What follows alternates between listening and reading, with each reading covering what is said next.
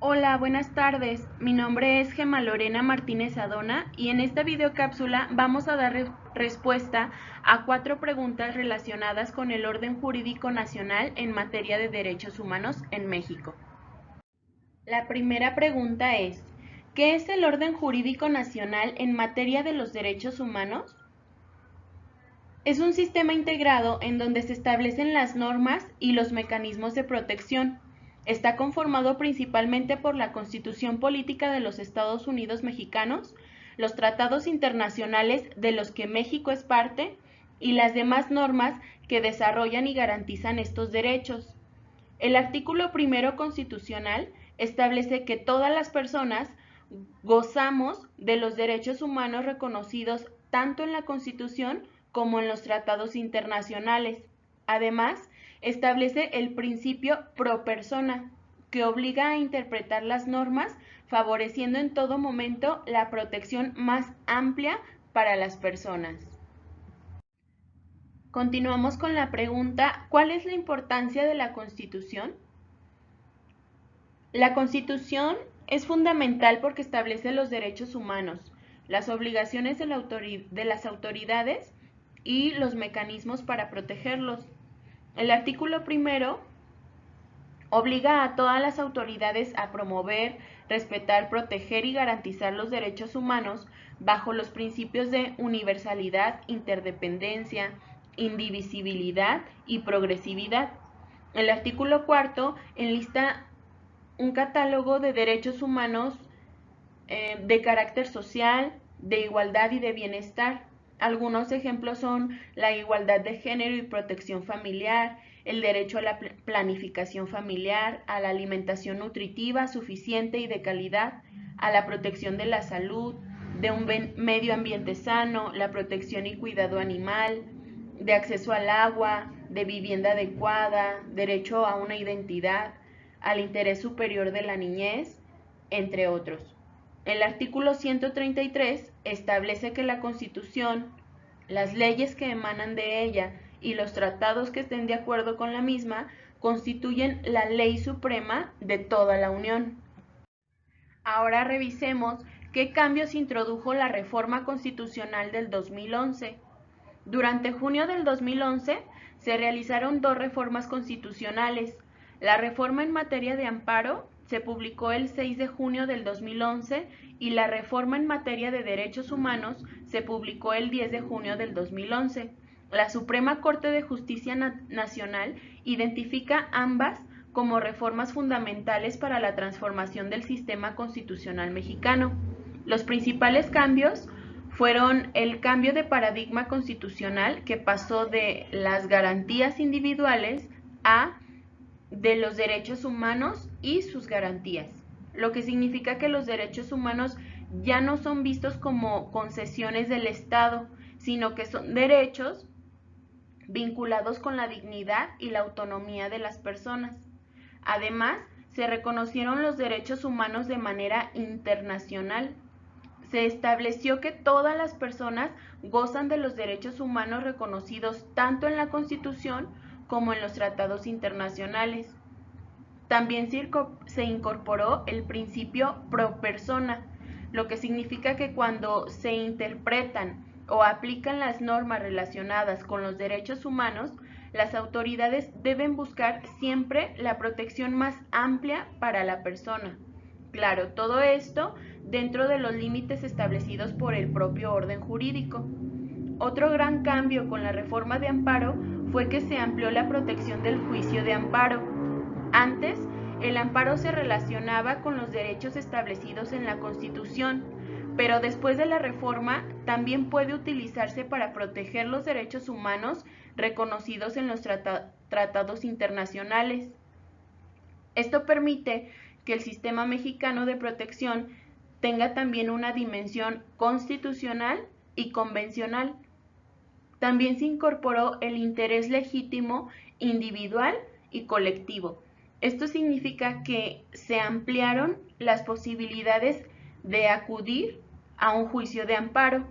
La Suprema Corte de Justicia de la Nación pone como ejemplo la posibilidad de que una persona pueda defender mediante un amparo cuestiones relacionadas con la protección de un bosque o parque público, cuando su afectación pueda relacionarse con su derecho a un medio ambiente adecuado.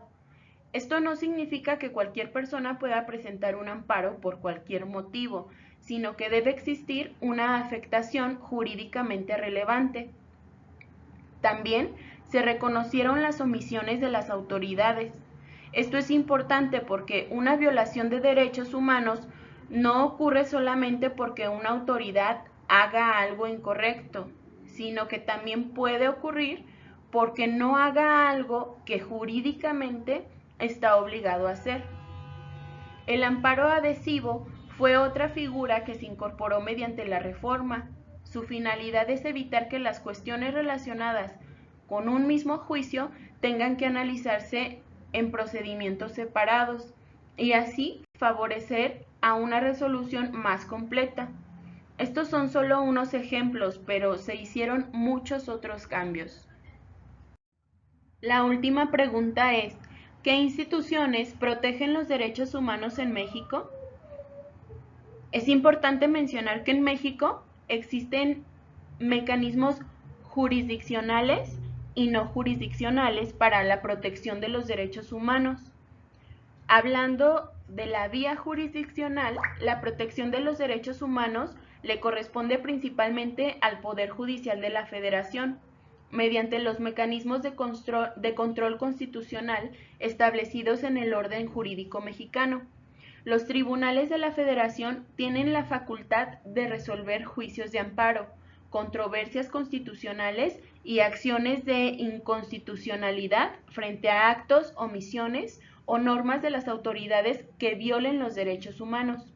La Suprema Corte de Justicia de la Nación es el máximo tribunal del país, encargado de fijar la jurisprudencia obligatoria. Respecto a la interpretación constitucional, también establece el alcance de las obligaciones internacionales y juzga la validez constitucional de los actos jurídicos. En la vía no jurisdiccional, la Comisión Nacional de los Derechos Humanos es el principal organismo público nacional de protección.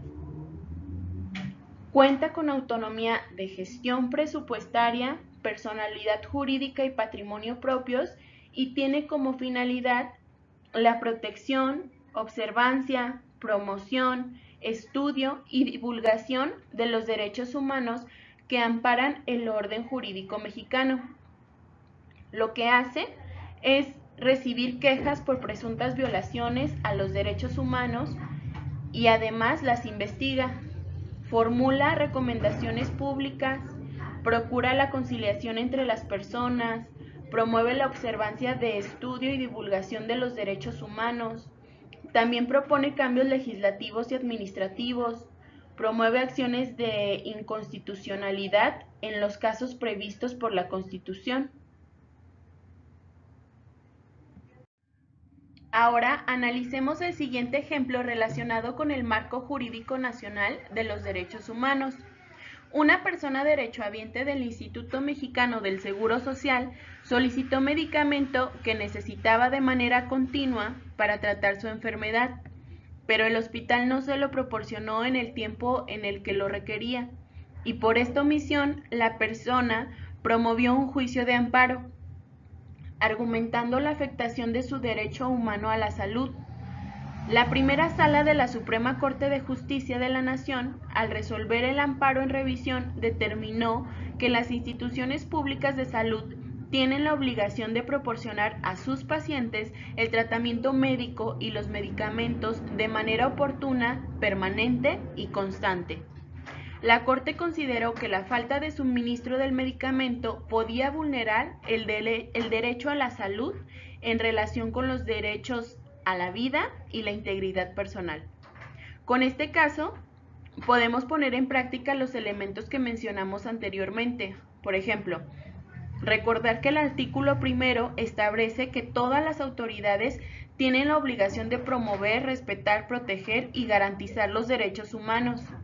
El derecho a la salud nos permite exigir a las autoridades que actúen de manera efectiva para garantizar nuestro derecho. También recordemos el juicio de amparo.